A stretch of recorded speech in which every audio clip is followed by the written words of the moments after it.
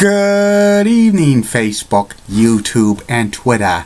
This is Rich again, back for your fourth and final video blog of the night for Monday, December 14th, 2015, around 8:17 in the evening in Billerica, Massachusetts. It's sprinkling out right now. Supposed to be a heavy rain of overnight hours, highs in the 50s and stuff tomorrow. Then we're going to go back to normal weather, which is in the mid 40s, but no snow in the forecast. Some news to report. Tennis star Serena Williams has won the 2015 Sports Illustrated Sportsman of the Year. She's the first woman to win it in 32 years, so congratulations to her. Coach, starting quarterback Andrew Luck might not play again this year because he's battling a host of injuries with shoulder and kidneys. That's not good. And the Colts are still in first place in the AFC South, but they have a 6-7 record. And former NBA player Lamar Odom has setback for his recovery from being in a coma.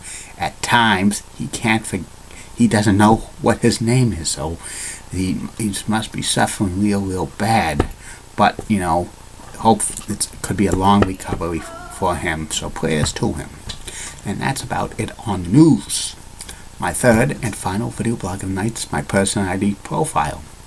Tonight's personality profile is about former WWE diva Vickie Guerreiro. Vickie Guerreiro was probably, one of the most famous divas in the late 2000s and early 2010. She was a widow of a WWE Hall of Famer, Eddie Guerrero, and she, had, her character was pretty good for somebody who did not get into the wrestling business until 38 years old. Vickie was born and she grew up in El Paso, Texas. She met Eddie Guerrero, and they were married for so many years. They had 2 daughters together and stuff.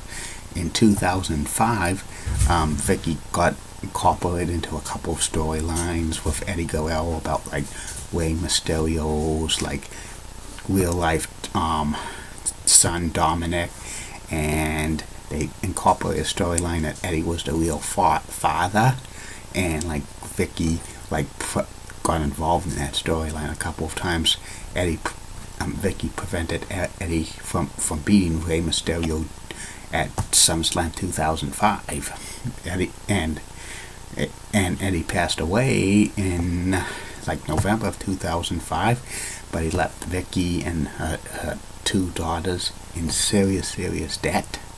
And in 2006, Vickie was at the WWE Hall of Fame ceremony, and she appeared more on television when Rey Mysterio won the World Heavyweight Championship. And in the summer of 2006, Chavo Guerrero Jr. turned against Rey Mysterio Jr. and they started to have a feud. Originally, Vickie was the peacemaker, but eventually Vickie turned on Rey Mysterio and joined Chavo Guerrero Jr. as his business manager, and she started interfering in the matches with Rey Mysterio Jr. and Chris Benoit. She became a great heel manager. Next year, in 2007, she became an authority figure, as she became SmackDown general manager after Teddy Long suffered a heart attack when he was getting married. It was just a storyline heart attack for him to take some time off, and Vickie became the GM of SmackDown. She kind of was a face for a while, and she ordered Edge to be in a world title match at Survivor Series 2007, but it was a plot that Edge and Vickie Guerrero were working with each other, and it was soon that Vickie and Edge were lovers and stuff. And in late 2007, The Undertaker gave Vickie a tombstone pile driver, and she sold it. And she was off television for a while, but like early 2008, she comes back in a wheelchair and starts to form a faction called La Familia, which included Chavo Guerrero and Edge and Zack Ryder and a couple of other people, and it was a great faction, a great heel faction.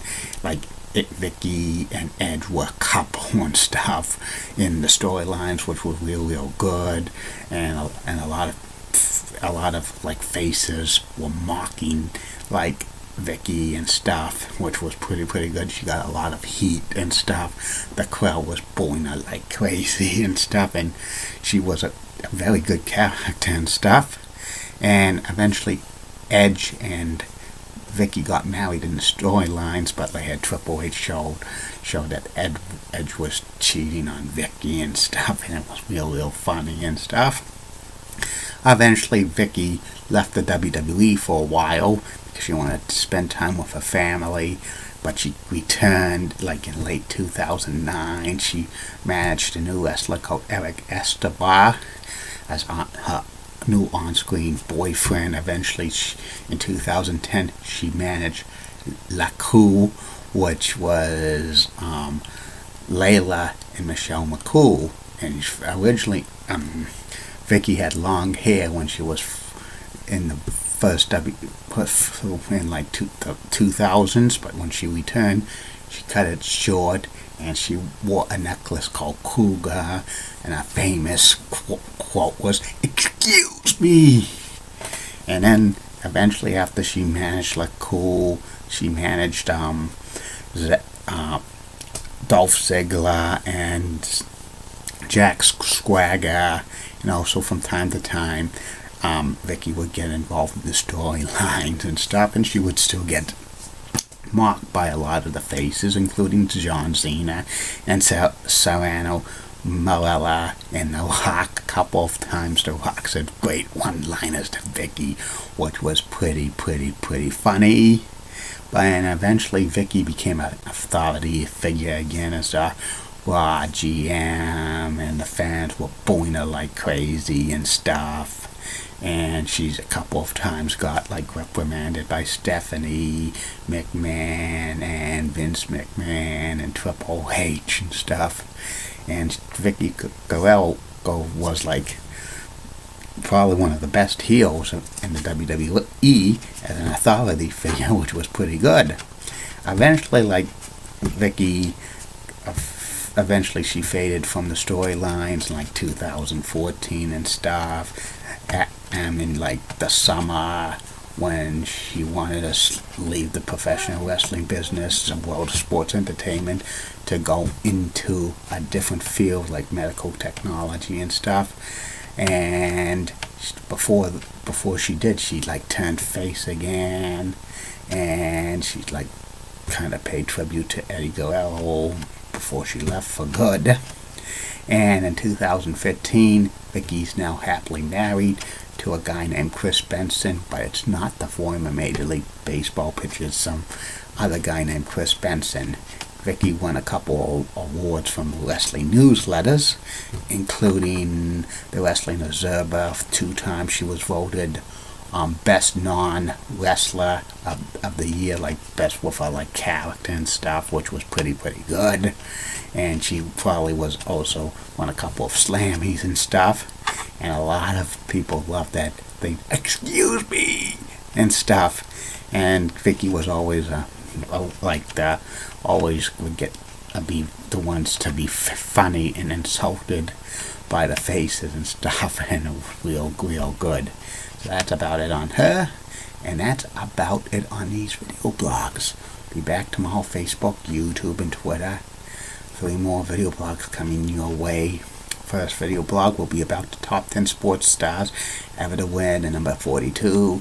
Second video blog will be about LRTA bus route 9, the downtown circular of Lowell. And the third and final video blog of the night will be about former WWE diva Tori Wilson. And then More great stuff coming soon. Keep calm, everybody.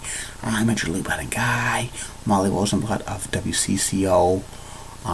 Channel 4 in Minneapolis, St. Paul rocks and has nice legs. Elizabeth, that's hot, so stunning. She's got nice legs as well. Barbara Gibbs has a great southern accent and she's got nice legs as well. And Julie Donaldson rocks, she's got nice legs as well. And in the words, Sean Lucia, get out. See you later, Facebook, YouTube, and Twitter. Bye now.